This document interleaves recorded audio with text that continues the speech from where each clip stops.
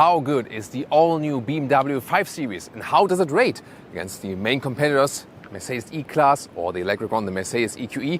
We're going to find out here today in our extensive driving review with Thomas and Autogefuehl in 4K, full screen, full length. Let's go. Here you can see all the 5 Series version, no matter if electric or petrol or diesel or plug-in hybrid, will more or less look the same. They're building on the very same platform. And here on our channel, we'll keep you updated with all the different versions. This one here is the i5 M60. So this is the M Performance model, and also with the M Sport Package Pro. That means the black frame around the double kidney. And also here the M logo. Lower part also, when you have the normal M Sport package, looks sportier here. And mineral white is this exterior color. We have more colors for you. One of my favorite colors is here the frozen pure gray. There's also a deep frozen gray available. It would be a little bit darker, but here in the bright one, I think, yeah, this is what I really like. The matte paints here, by the way, you can always hear it when you feel them actually. The advantage is actually that they look cool, yes, and when it rains, it almost gets cleaned by itself. The disadvantage is when you have minor scratches, you cannot really easily, polish them or so, then you just have to repaint. So that's the downside. Well, and then another pro and con, the extra price here from a German configurator is 3,750 euros. But then again, all the matte paints are now bio-based. So when you pick a matte paint, it is actually more sustainable. So you can say like, when you argue at home, yeah, I need to go for the matte paint because, more sustainable and so on. And this is here the i5 M60 in fire red, so different color. Of course, you can also get all the colors for all the different powertrains. And this is also equipped with some more carbon fiber details, for example, at the side mirror. Or also in the rear, you can see this small spoiler in carbon fiber. And one more color for you is Brooklyn Gray, also one of my favorite colors. And here we can also see the direct comparison. Here with our i5 M50 and the M Sport Package Pro, we have the outer frame in black, and also here the inside part looks a little bit different. And here, this one here is the eDrive 40, so that means the rear-wheel drive standard or base electric version, base i5. And then this one only has the M Sport Pack. That means we have the sportier lower accentuations, but the outer kidney frame is still then bright. I think that really looks better. And also the inside of the double kidney, I think just looks more classic BMW here with the vertical fins. So if you ask me, compare this styling here, right, or it's on your left, right, on your left and to this right. So on your left, the styling, I like this one way better than this one here. What do you think? Tell me in the comments. Here, when I give a little bit of shade to the front double kidney, you can get this optional, the iconic glow. Then the frame is also illuminated. Adaptive LED main headlamp unit, then the daytime running light here, or when you hit the turning indicators or hazard lights, they replace it and have this pulsing effect. And turning indicators in the rear, very wide. Yeah, this is definitely visible. The length is now at 5 meters 6 or 199 inches. That's 10 centimeters or 4 inches longer than the predecessor. Wheels from 18 inch to maximum 21. These are the biggest 21-inch wheels in this M design. Really impressive indeed. And you can also get these black contrasts here, the side mirrors, also in the lower part. You can see it has a very high contrast, especially to the mineral white color. In general, if you compare the BMW to the Mercedes, whereas Mercedes, both with the E-Class and also especially with the EQE, the EV version, goes more in the round direction. This one here more has this classic German angular styling. Very nice indentation here of the 5 logo, by the way. What do you think about the design, and also especially if you compare it to the competitors? Typical 3-box sedan styling, I like it, and also the angular shapes, really widely drawn tail lamps. And as for technology, let's start with the suspension. You have base suspension. You can go for an M Sport suspension, a fixed one. Also comes with the M Sport Pack. You can also optionally go for the Adaptive Suspension Professional. That one always comes in a package with adaptive dampers and also rear exit steering. Goes 2.5 degrees in the opposite direction than the front wheels, reduces the turning circle. And for the M60 here, you can get the Adaptive M Suspension Professional. That one also adds an anti-tilt control that it stays more upright. And to be even more specific, the i5, so all the electric versions And the plug-in hybrids, because of more weight on the rear axle, always also get air suspension at the rear axle. And this vehicle here is also mineral white, but it does not have the M Sport Pack. That means there's no black accentuations here. Here we have the air curtain, wind goes through there, and a little bit cleaner look all around. Less sporty, maybe, but I feel it maybe looks even a little bit sleeker that way without the M Sport package.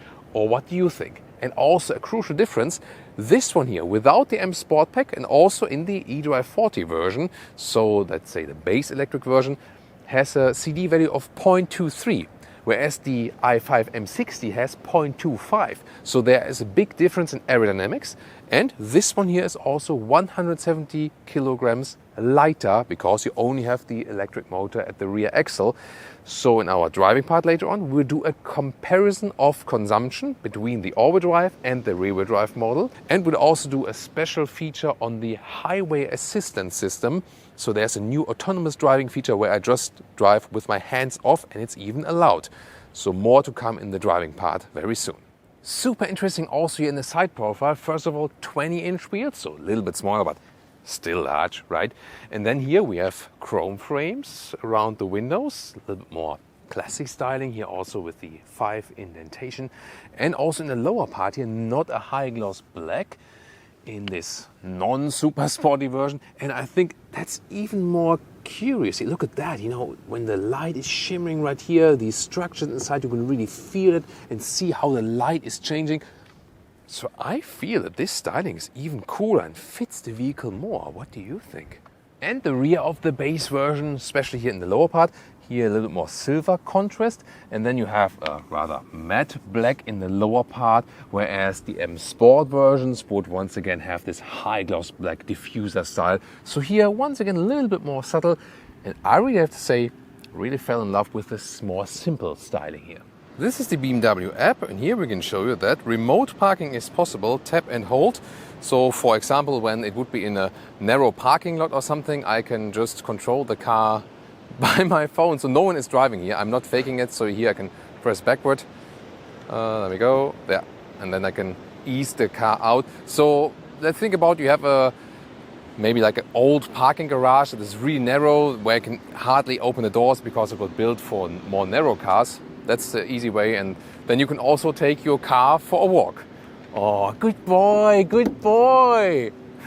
Yeah, he was, you know, early in dog school, you know, and really learned to, you know, to drive by my side. I love that feature. To open and close the vehicle, use the smartphone app, or you can also use the classic key fob. I'm glad it's still the choice. Then here on the left side is from metal here in the M Sport or in the M60, so it's actually heavier. Interesting actually. Flush door handles here, but they still give a haptic feedback when you open them like this. So at the moment the car is closed, there we go, there it's open. You just need to hold the smartphone in your hand, it's also possible. Door closing sound. Yeah, I love that. Let's do it again. Beautiful, very solid door closing sound. Inside of the doors, soft touch material, all structured. Then it's even softer here a little bit for the elbows. And the window levers, they are mainly just black plastic, just have this, you know, this contrast on the top part. And you can see here this interior bar already begins right here, and there you can set the memory seating and so on, optional Bowers & Wilkins sound system. This one here is also the M Sport interior, which is also standard for the M60. Then you have the M steering wheel with the contrast stitches on the inside, sportier form. However, this one then is still animal material. The base steering wheel would also be vegan. That's also a step forward now. Then the seats, either you get sport seats as standard, I'm soon going to show you them, or these here are the optional comfort seats. They are a little bit more open in the upper area and also a little bit more comfy in the lower area. What I love, by the way, here, look at that. This is the lengthenment for the lower seating area. I pulled it all the way out and there is no gap left. So when you pull it out, there's no gap left where you can, you know, have like crumbles inside or whatever. So it's easy to clean and looks also clean. This is also the Veganza material, so it's completely animal-free, super soft, and also as durable or even a little bit more durable than the animal skin alternative. And the seating comfort is indeed superb.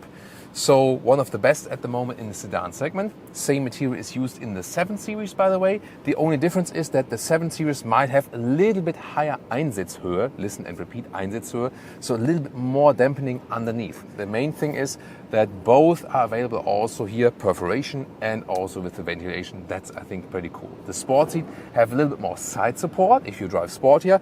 These here, however, the comfort seats will deliver more comfort. So overall, I think I would go for these here.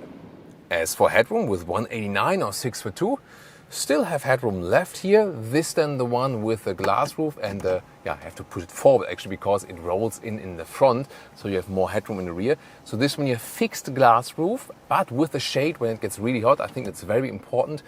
As an alternative, I heard that the US market still gets a small roof that you can actually also open. It won't be all the way then, but at least you can still open it. But there are always pros and cons about all different kinds of fixed roof, fixed glass roof, and also the openable glass roof.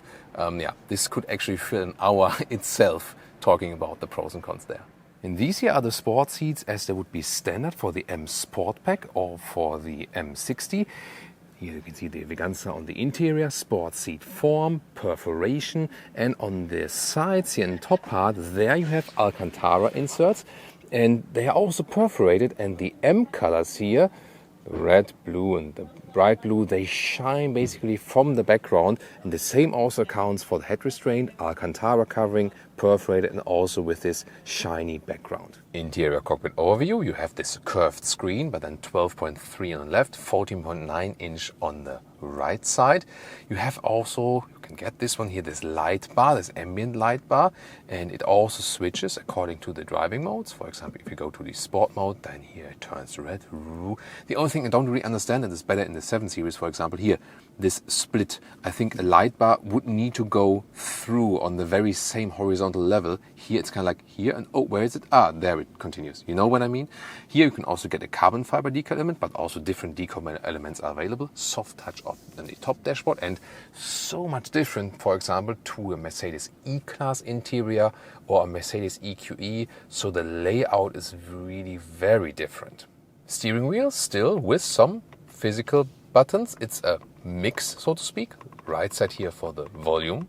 BMW OS 8.5. Here, different home screen as well.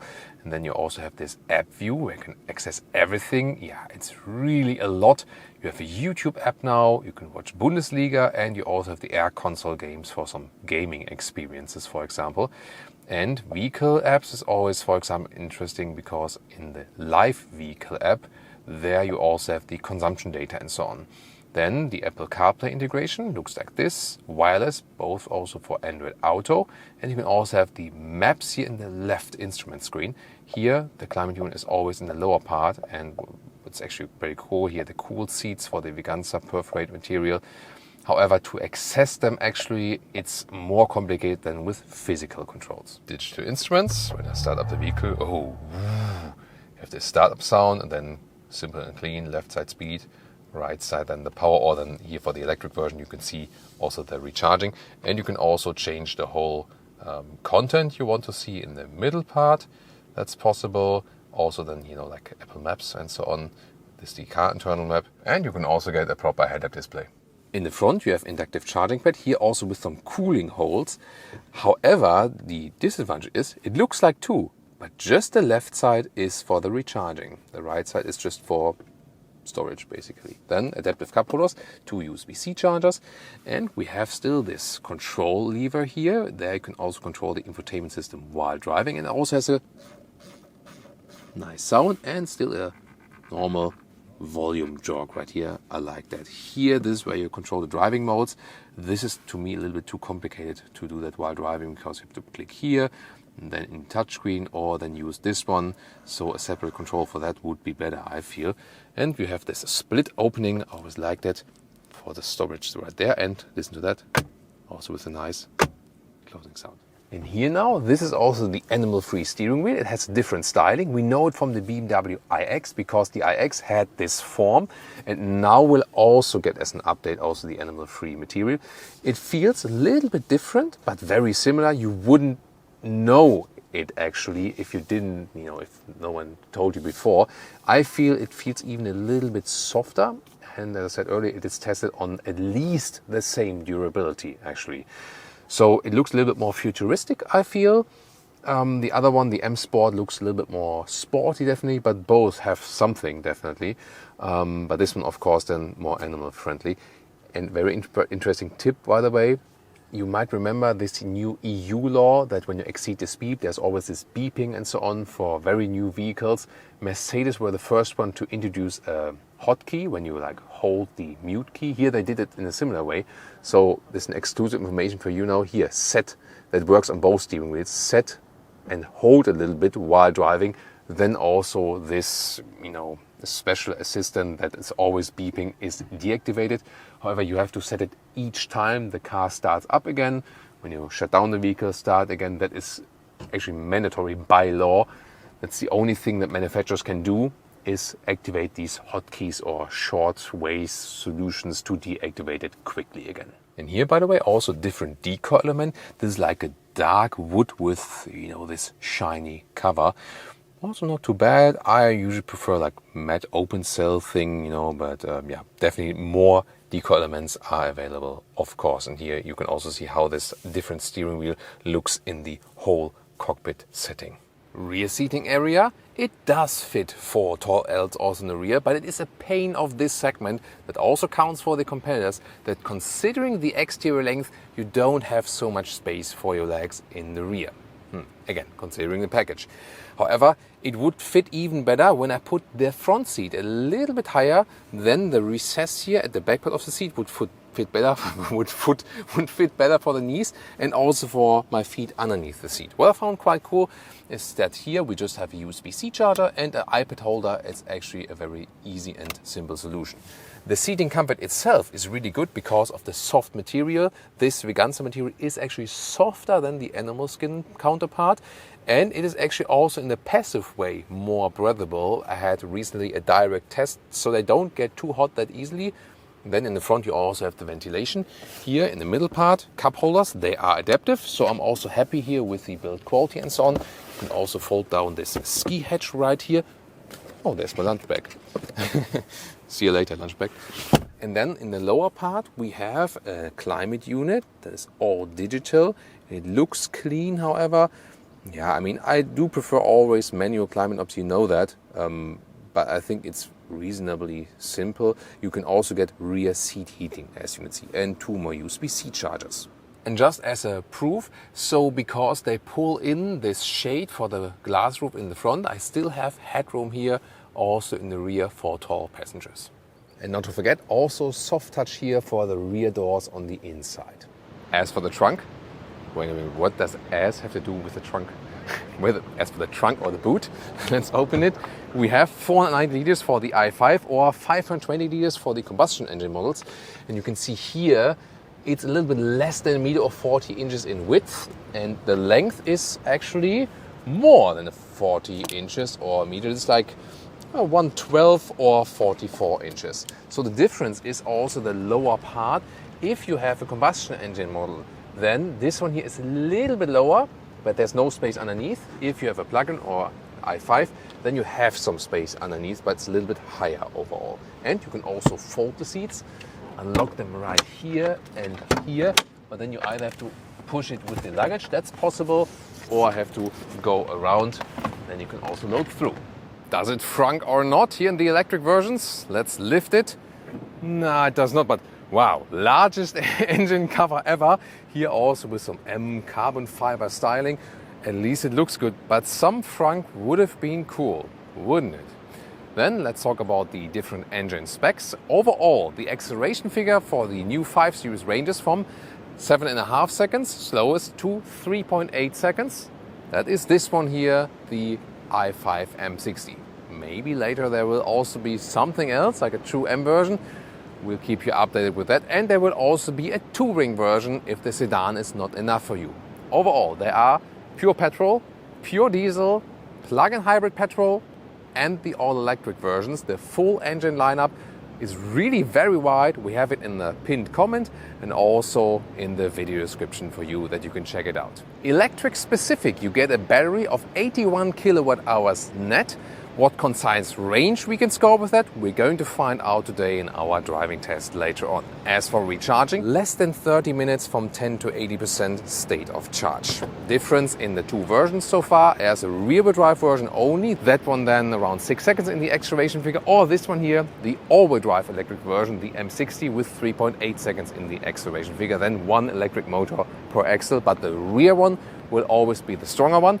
And there will also be an all-wheel drive electric version coming up, which is not the M version, so something in between. And now to the driving part of the all-new 5 Series. Oh wait, wrong vehicle. Acceleration first, i5 M60 all-wheel drive, 3.8 seconds in the acceleration figure officially. And what can we score? We go here to the sport mode. You can see here already the red accentuations. We use this empty parking lot. Let's go. Oh, that was 90. Whoo! Whoo! And you also heard the iconic sounds. So that is then whoo, that you have this sound feedback as well, because there's obviously no sound feedback from the engine there. Wait a minute. If you ask yourself now, is that possible even quicker? Yes, it is. If I hold the boost pedal while rolling already, that is possible. Or if I do now standstill and launch control, left pedal here with my left foot, right pedal with my right foot. With the launch control and the boost function, you can get a little bit more torque even out of this vehicle. Let's try and see the difference. Michel? Oh, Michel bailed now. Obviously that was too much for him. No, to be honest, he's filming it from the outside for a reel. Anyway, let's go.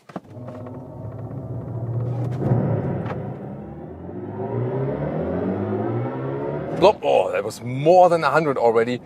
Whew! Wow, I mean, super quick in both cases, definitely. Here, just a little notch. An interesting thing is, you don't get more horsepower, but just a little bit more torque out of the boost function, or then here the launch control, here boost function. Then for 10 seconds, I have this extra boost always available.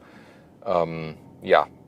Again, launch control only when stationary, boost then also while rolling already. Whew.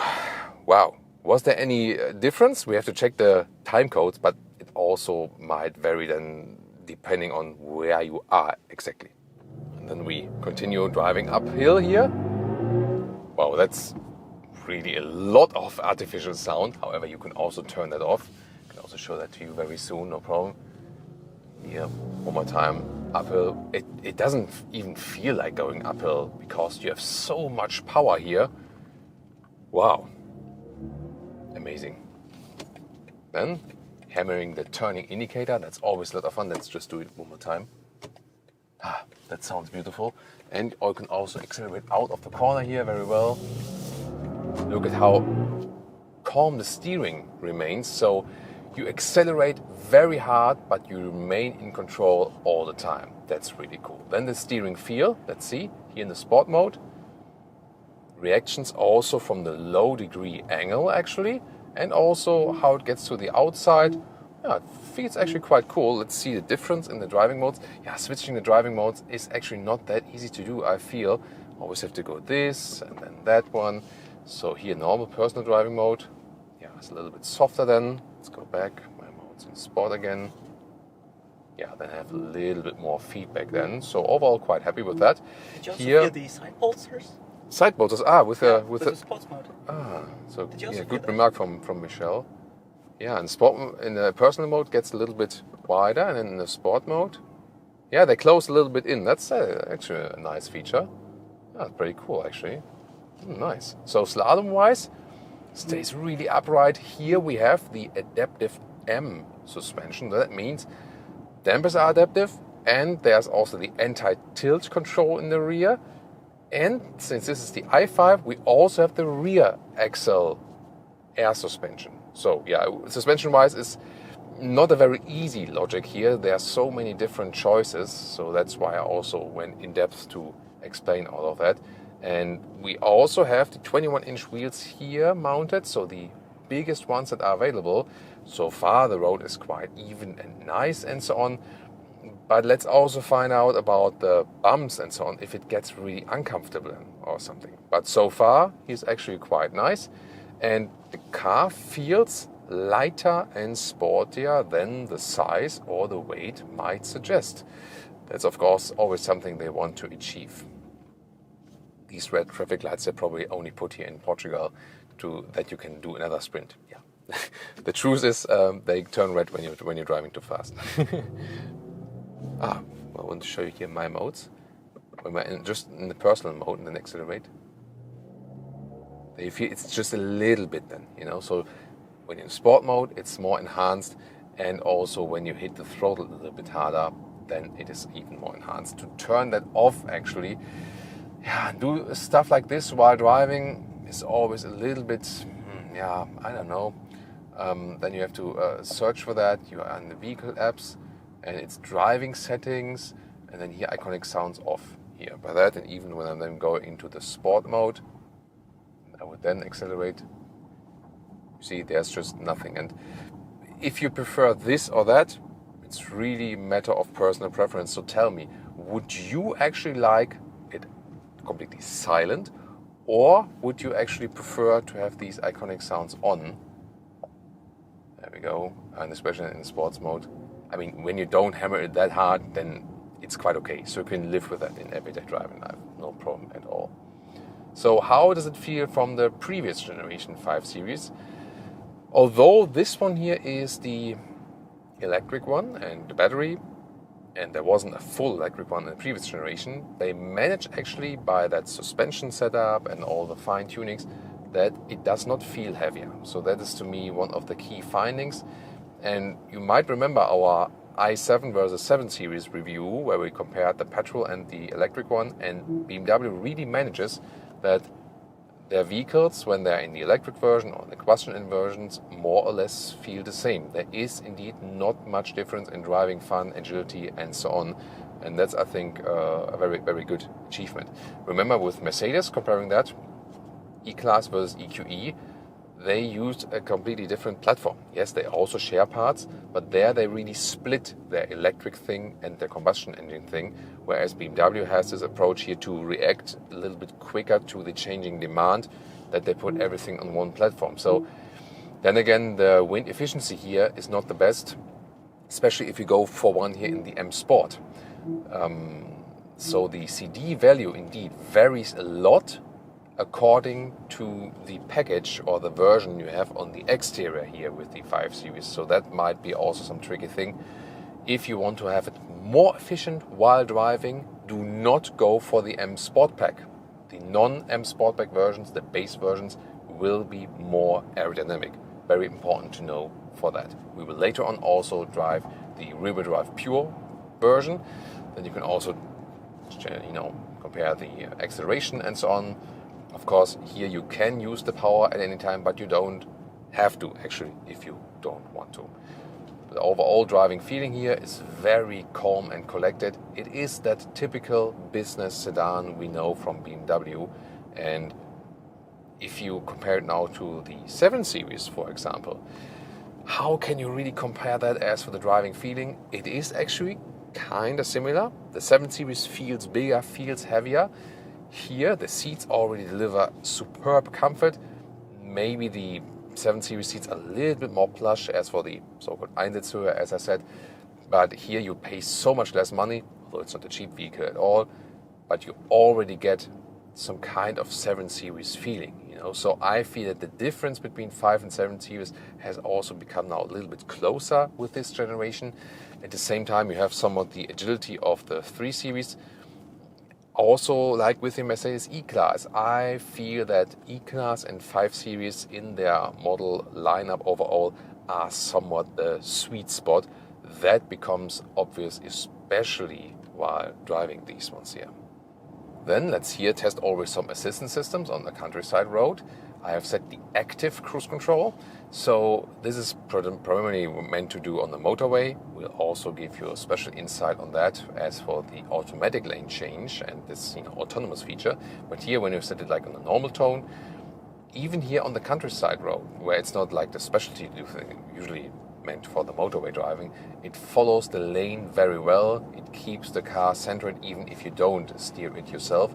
So the elaboration of the assistance system is really on a high level already. Noise insulation wise, it's also super silent in here. Later again with a little bit higher speed, but here at lower speeds you hardly hear anything from the outside environment.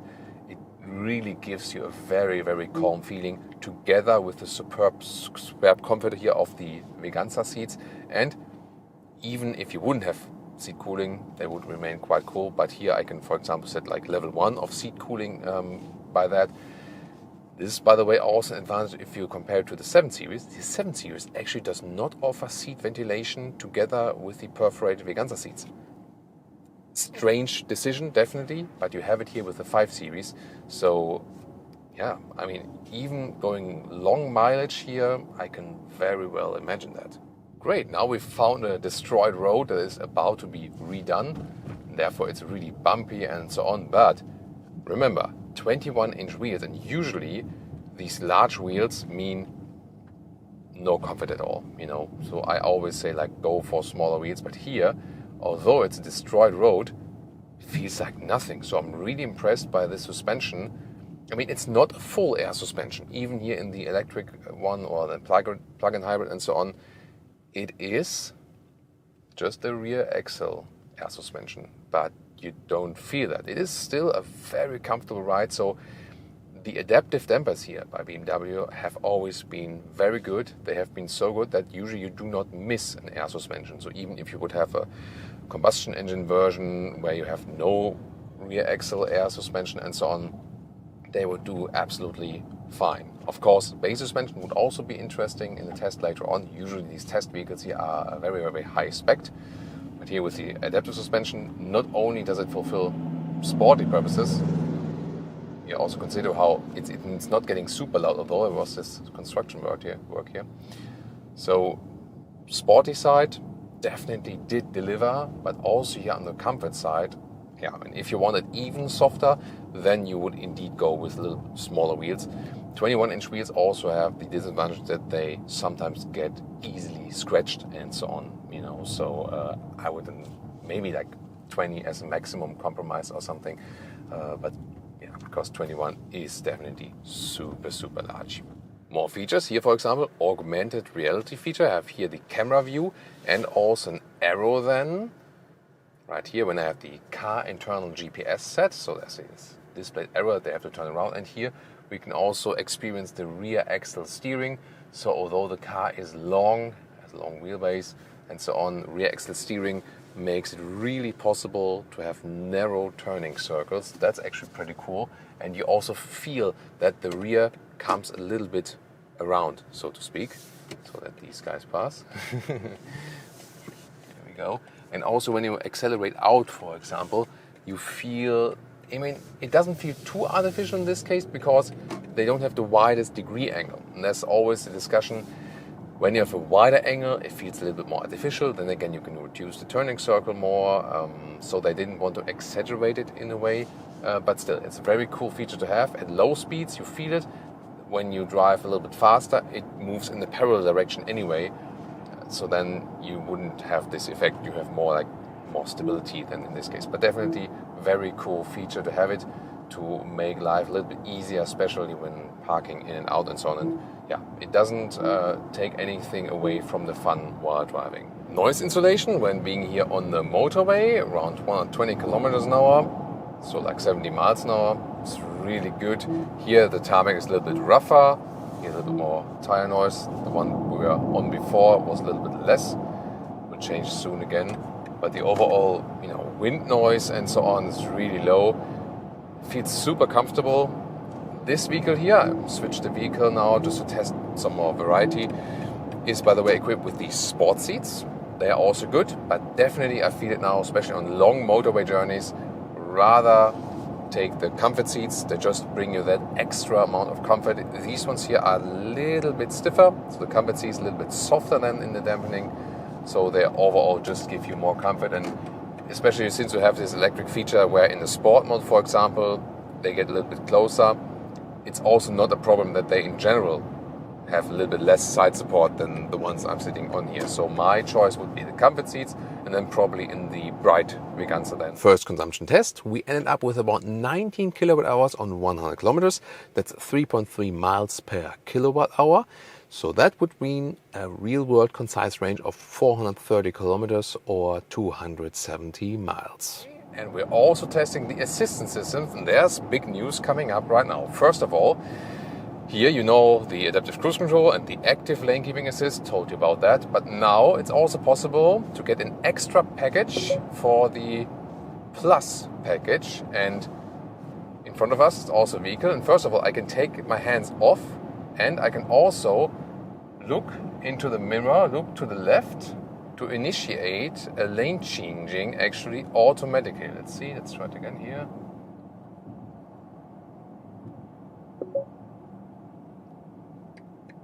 There we go. So I'm looking into the side mirror and the car is automatically changing the lane. I did not do anything with my hands. I just looked into the mirror. What is not possible is that I just look into the mirror right now and then the car is changing the lane. That doesn't work that way. So the car first has to give me the offer that situation is ready to do that.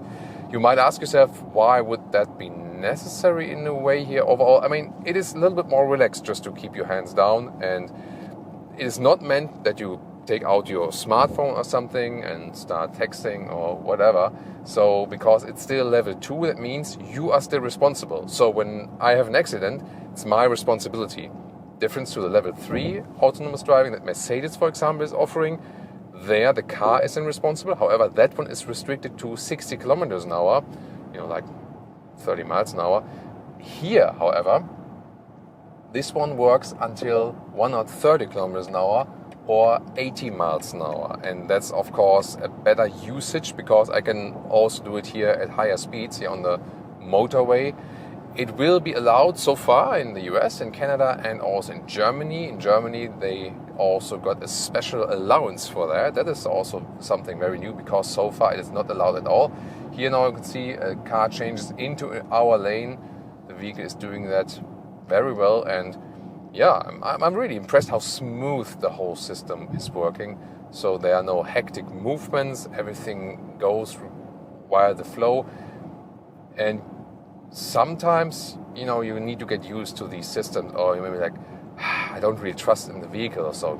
But because everything is so smooth and controlled, you really have full trust in the vehicle, and don't think, oh my god, what's going on? No, it's actually kind of relaxing, really. So the ambulancia is not moving over.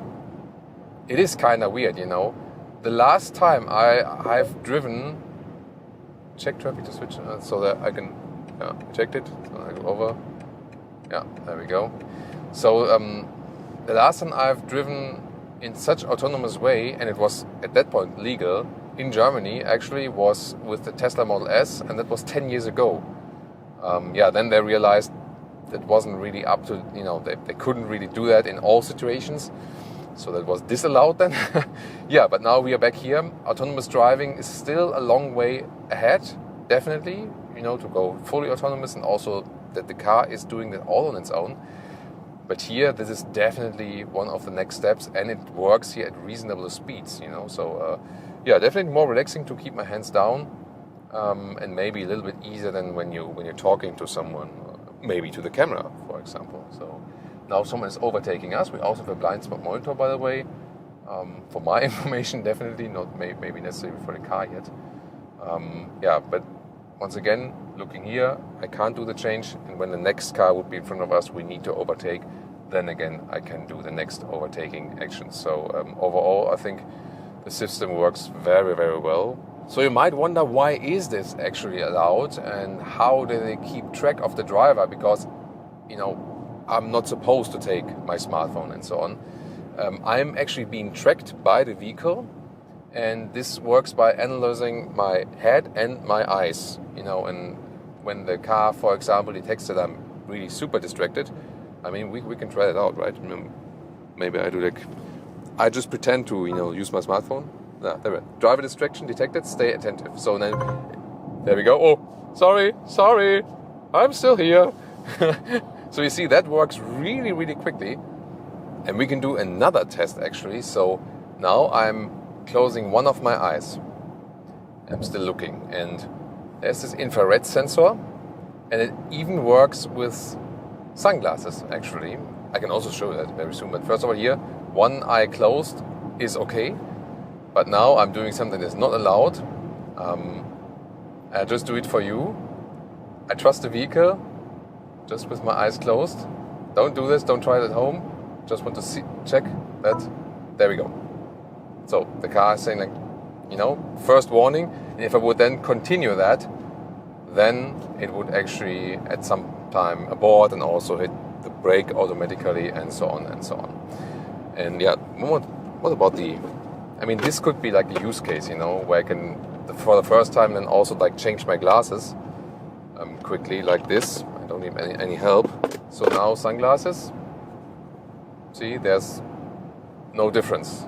Only if I would close my eyes behind my sunglasses, then again, it would be a problem. So, very interesting how these systems are working technologically. But you see that they are really working very flawlessly.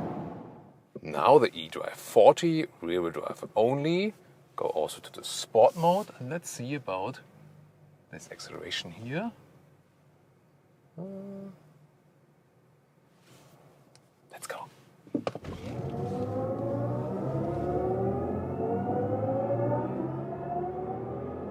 That's 100. That also went really quick, so official figure is 6 seconds. We started a little bit in the corner, but I did that also on purpose to see how the car reacts, and that was also really smooth, so full control over the steering, and of course rear-wheel drive only then in this case, really good traction and so on.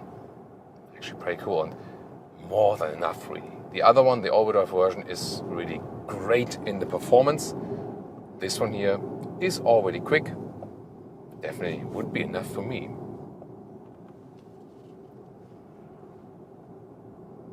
There is also one advantage to it, and that is when you accelerate out of the corners. Yes, it might not be that performing on paper, like numbers-wise, seconds-wise. But then again, when you accelerate out of corners, you always have rear-wheel drive only. Yes, the all-wheel drive version is also rear-wheel biased. Still, when you have a rear-wheel drive only vehicle, you always get out of the corners a little bit better because, it just helps to push the car out of it, So that's something that just comes natural by physics, basically. And I really like this rear-wheel drive only feeling. So that could be an argument to say like, hey, I don't spend so much money, go for the all-wheel drive version, and the 6 seconds here is just enough for me, and I'm fine with that. Top speed is different. Here, 180 kilometers an hour, so 180 kilometers an hour or 112 miles per hour, whereas the other one, the M60, would go 230 kilometers an hour. So that is like 135 miles per hour, right? I think. You can argue about that. If you really need that, might be a German thing only. Other markets probably won't care so much. About recuperation, by the way. So either you have the adaptive recuperation set, and then it's a little bit like cruise control. If there's no one in front of me, I'm rolling. And when there's someone in front of me, then it's also reducing the speed. You mainly do the recuperation if you need it stronger than via the brake pedal, and they use all of the recuperation that's possible. And if there's then even more braking needed, then the rear brakes are being applied. Or you can hit here the shifting lever, then you go to the B mode, and then when you lift your foot off the throttle, then here strong regenerative braking immediately, and this is then a one pedal driving feeling. But the BMW philosophy is more to keep it with this adaptive recuperation actually. Suspension-wise, here in this case we do not have the anti-tilt control at the rear axle. Is that a problem? I mean, in normal driving you don't realize it that much. You would realize it more actually when you're really like, you know, always like quick corner driving really fast, then it might make a difference. But it's not that it would be a great game changer or something. Another difference we feel here, of course, is the steering wheel, which is the vegan one, completely animal free. It has this different look. Also by driving it gives you a little bit more futuristic look, less classic look. So the traditional look of the M Sport steering wheel reminds you more of, you know, existing models and so on. You don't have to get used to something else. Here with the open spoke design, it's also actually quite cool by driving. I even have the feeling that it gives you like a little bit better visibility. You know, if that's a factor, not blocking your view that much, but maybe just, you know, very, very, very small level. It's really more about the feeling. You know, here I feel more, hey, I'm in a more modern car. The other one's like, hey, I'm more in this, you know, like interesting traditional sporty vehicle. From the feeling, from the surface material, I feel that this one even feels softer. So I like the feeling even better. Visually wise, yeah, I think I'm not quite sure. First of all, I thought that the M steering wheel is more beautiful to me visually, but now I feel like actually it fits to the vehicle, especially if that's here the i5. You know what I mean? But I think you'll be happy with both stylings, definitely. As for the form itself, it doesn't make such a big difference, because when you have your hands correctly set here at the sides of the steering wheel, then the difference in the steering feeling is not that different. And do you feel that this vehicle here, the rear-wheel drive only version, eDrive 40, is lighter? Maybe a little bit. Yeah, but I think that's not the crucial thing, that you really feel that it's lighter. The crucial thing is that you feel it's rear-wheel drive only. Yes, it's a little bit slower, but in a way, it kind of also feels more natural and agile by that. But what will be even more interesting is what I said initially. It is this 175 kilograms lighter, and also 2 kilowatt hours on 1 kilometers, or like a quarter of a mile per kilowatt hour better in the official consumption figure. And that has to do, first of all, with, you know, less weight, of course, and then also better aerodynamics. Because remember, that's a very interesting point here, 0.25 for the M60 with the M Sport Pack. And if we would have this one here as the very base version, even without the M Sport Pack, it could score 0.23. And that is also a crucial difference. So let's see what we can score then here as for the concise consumption. So far, you might remember, just to remember again, around 19 kilowatt hours on 1 kilometers. So yeah, it was a little bit more than 3 miles per kilowatt hour. Now this is super interesting. Remember, with the i5 M60, our consumption was like 19 kilowatt hours on 1 kilometers, so a little bit more than 3 miles per kilowatt hour. It was a little bit worse when we had more motorway share. Now actually went to the eDrive 40 pure rear-wheel drive, and we scored some 17 kilowatt hours on 1 kilometers. That's 3.6 miles per kilowatt hour. So clearly better. So 2.5 kilowatt hours on 1 kilometers better. So yeah, that's like 3/4 of a mile per kilowatt hour better. That means with the all-wheel drive version, a realistic range of 430 kilometers or 250, 270 miles. And here with the rear-wheel drive only version, the eDrive 40, we are at 480 kilometers of realistic range. That's about 300 miles. And that means when you go this eDrive 40, you gain about 50 kilometers or 30 miles of range. That means, and if you also think about the everyday usage and so on, and that the rear-wheel drive only version is also a lot of fun and way less expensive. If you go for the electric 5 Series, definitely this one here, the eDrive 40, is way to go. So as for styling, I'm definitely here with the base look.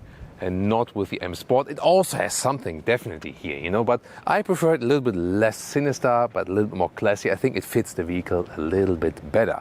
Interior, especially the best comfort here with the seats. I think also best in segment if you go with the comfort seats. So also the setup we had with this vehicle here, the Veganza comfort seats.